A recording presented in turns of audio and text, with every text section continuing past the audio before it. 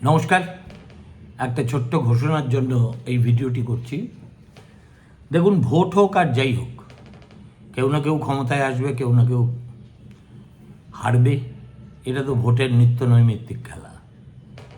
কিন্তু যে রহস্যের উন্মোচন না হওয়া পর্যন্ত আমরা পশ্চিমবঙ্গের মানুষ স্বস্তির নিঃশ্বাস ফেলতে পারব না, তার নাম অভয়া মৃত্যু রহস্য। ঘটনাটি ঘটেছিল তাও অনেক দিন হয়ে গেল, 2024 সালের 8ই অগস্ট রাত্রিরে কোনো একটা সময়। কিন্তু এখনো পর্যন্ত তদন্ত থেকে এমন কিচ্ছু প্রকাশিত হয়নি যা আমাকে, আপনাকে, বাংলার মানুষকে আশ্বস্ত করতে পারে। বস্তুত সব কিছুই যেন কেমন একটা চোরাবালিতে হারিয়ে যাচ্ছে এবং মনে হচ্ছে যেন অকর্মণ্যতা অথবা অবজ্ঞার একটা অর্কেস্ট্রেশন আমরা দেখতে পাচ্ছি। সেটা রাজ্য পুলিশের পক্ষে, আরজি করে কর্তৃপক্ষের পক্ষে, সিবিআইয়ের পক্ষে, আদালতের পক্ষে। এ নিয়ে এমন নয় যে সবাই বিষয়টা ভুলে গেছেন, এমনও নয় যে কেবলমাত্র মরা মেয়ের স্মৃতি বহন করে চলেছেন তার বাবা মা।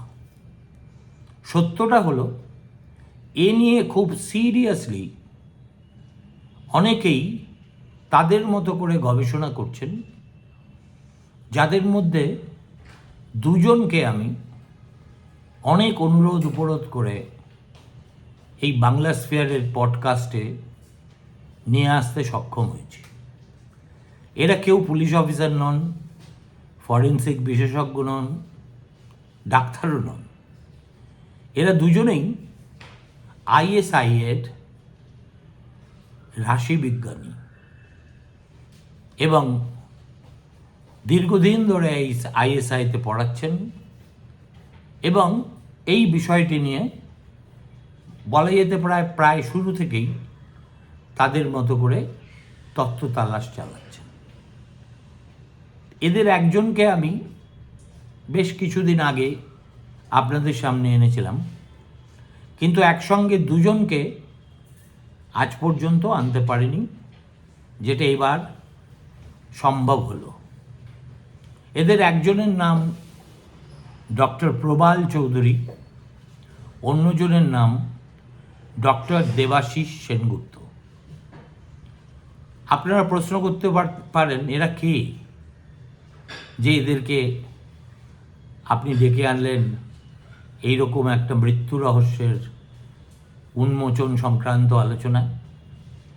দেখুন, রাজ্য police, Kolkata police, CBI, IB, যাদেরই বলুন, এরা যা পারেননি, এই দুজন খুবই প্রতিষ্ঠিত বিজ্ঞানী, তারা কিন্তু ওই যখন ধনঞ্জয়ের মৃত্যু রহস্য হয়েছিল তখন প্রমাণ করে দিয়েছিলেন যে ধনঞ্জয়ের সঙ্গে ওই ঘটনার কোনো সম্পর্কই ছিল না, এবং এটা দ্ব্যর্থহীনভাবে প্রমাণিত হয়ে যায় তাদেরই গবেষণার কারণে। আজকের বাংলার মানুষ যেমন বিশ্বাস করে না যে ধনঞ্জয় ওই ঘটনার জন্য দায়ী ছিলেন, বরং চোখের জল ফেলে একজন দরিদ্র নিরীহ মানুষ অকারণে তাকে ফাঁসিতে লটকানো হলো বলে। ঠিক তেমনি যে খেলা চলছে এই অভয়ার মৃত্যু রহস্যকে কেন্দ্র করে, সেটাও আজ না হয় কাল, কাল না হয় পরশু চোখের সামনে আসবে বলে এই দুই বিশিষ্ট রাশিবিজ্ঞানীর অভিমত। এবং এই নিয়েই আগামীকাল রাত্রি 9টায় পরপর 3 দিন আমি অভয়া মৃত্যু রহস্য উন্মোচন নাম দিয়ে একটা পডকাস্ট করছি। অবশ্যই আপনারা দেখবেন, কেননা ভোটের ভিড়ে কি এসআইআর নিয়ে আলোচনা তো রোজ করব, কি হবে না হবে, দৈনন্দিন চাপানুতোর রাজনীতি সবই থাকবে, কিন্তু তার মাঝখানে এই শপথটাও বেঁচে থাক যে অভয়াকে আমরা অত সহজে ভুলছি না। নমস্কার।